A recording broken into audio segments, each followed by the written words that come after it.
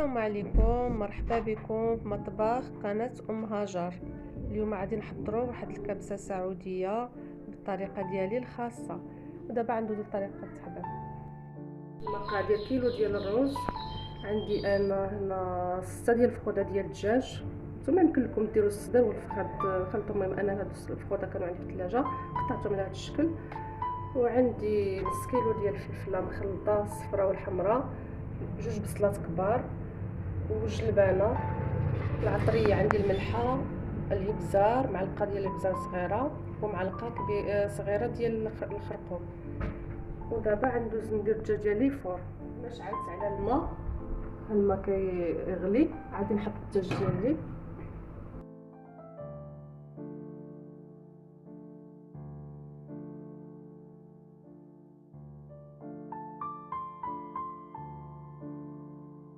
صافي، ونقفل عليه ونخليه يطيب. عندي نص كاس ديال الزيت غادي نديرو في الطنجره ونخليه يسخن شويه. بيد ما يسخن الزيت غادي نغسل الرز ونخليه يتسقطر، وعاد غنضيف الرز على الزيت. خصني ضروري نخلي الزيت حتى يسخن عاد ندير الرز، ونبدا نحرك داك الرز بشي مغرفه ديال الخشب. ما نخليش يتلصق، نستمر بالتحراك.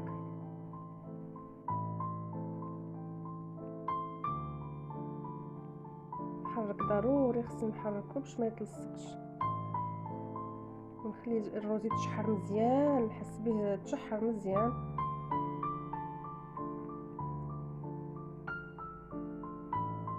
ودابا غادي نضيف التوابل. عندي هنا الخرقوم، الملحه، الابزار ما نديروش دابا، بلاتي تزيد نشحر الرز ديالي.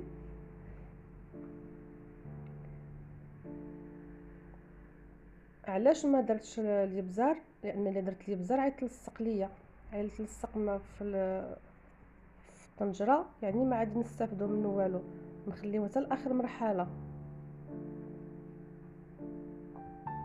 ودائما نستمروا بالتحراك.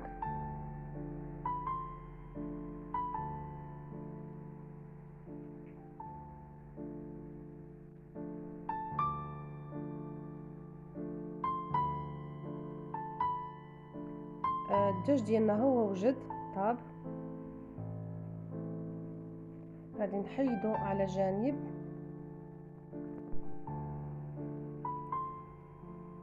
غادي نحركو مزيان، نحيد داك الرز اللي لاصق داكشي نحركو، وعاد غنجيب الماء ديال الدجاج اللي فورت فيه الدجاج وعاد نضيفو على الرز.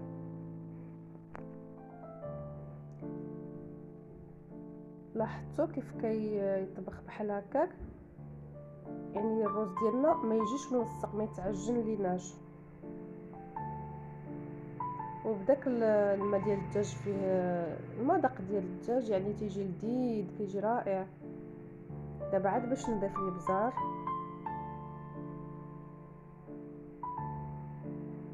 والبصله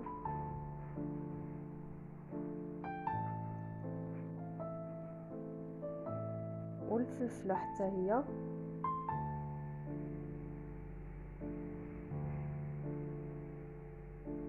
نحركهم مع بعضياتهم باش ينسجموا. ودابا غادي نضيف الجلبانه حتى هي، ونخلط الكل ونسجموا مع بعضياتهم الخضار والرز.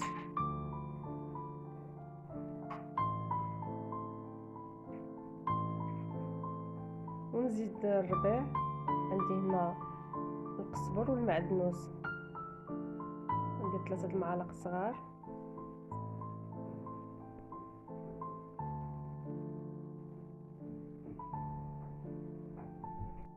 غادي نقفلوا على الرز يطيب، وغادي ندوزو نوجدوا التوابل ديال الدجاج باش نشرملو الدجاج ديالنا. عندي هنا معلقه ديال الابزار، معلقه ديال الملحه،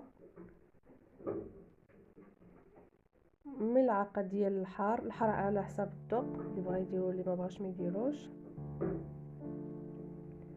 ملعقه ديال الخرقوم،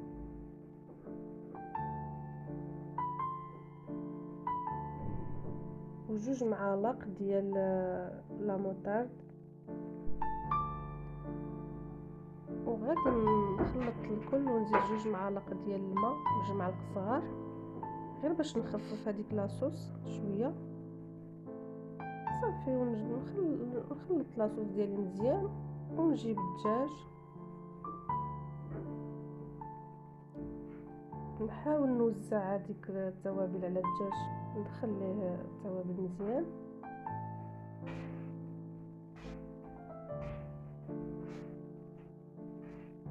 ونستمر هكذا الدجاج كامل ندير ليه التوابل، وعادي نرجع معاكم. ودابا غنجيب 2 حبات ديال البيض،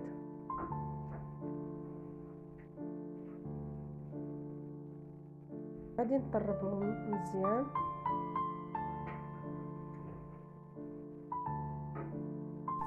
بعد ما شربت الدجاج ديالي، شربت الشرميله ديالو كامله، التوابل كل شرب التوابل.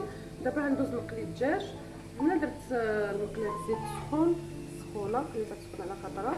ودابا غندوز نقلي. نسيت ما قلت لكمش الشافلون درتها انا في الدار، جبت القمح وحمرته شويه وطحنته ماشي بزاف، طحنته المهم ديباني وراسنا. دابا نبدا نقلي، ندير الدجاج في البيض وندوز نديرو في هاد الشافلون.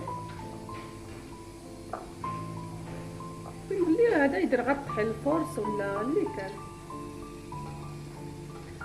ندق عليه هكا باش يلصق عليه الدقيق ونحط في المقله. نجهز باقا ما سخناتليش الزيت،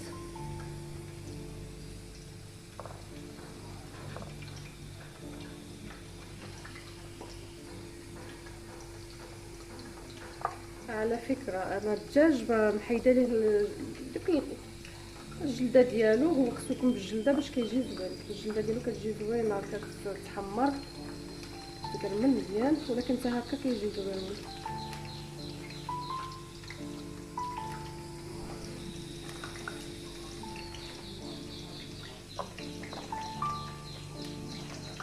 ويمكن لكم ما ديروش الحار، انا درت الحار بزايد لان الحار كيبنن، ما كاينش حاجه بنينه بالحار.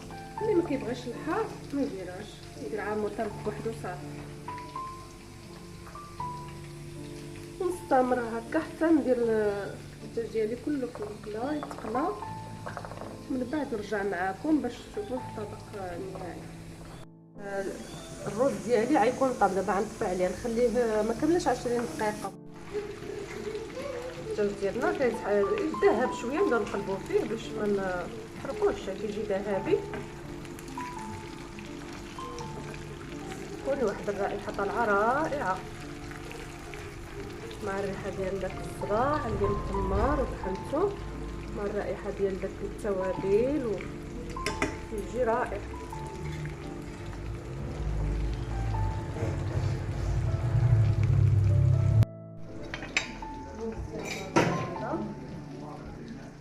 فاش سديت عليه قفلت عليه شويه حسيت به طاب شي 20 دقيقه، ما كان 20 دقيقه حسيت به طاب. دابا غادي نردو نقص عليه ونخليه يشرب داك المرقه اللي بقات فيه باش يجي قاصح.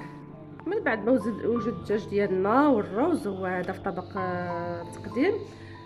كيجي الدجاج زوين مقرمل، كيجي لذيذ، والرز حتى هو شوف كيجي بحال مفروق، ما تيجيش معجن. علاش؟ فاش قلينا في داك الزيت في الاول وعاد كبينا عليه داك الماء سخون كيجي الرز بحال هكا. وعلى فكره يكون الرز كلاصي ماشي يكون الرز العادي باش كيجي زويون. وكنتمنى تجربوا هذا الرز وهذه الاكله هذه وتعجبكم. ولا عجباتكم ما تنسونيش من التعليقات ومن اللايك والضغط على زر الاشتراك باش يوصل لكم الجديد. والى اللقاء.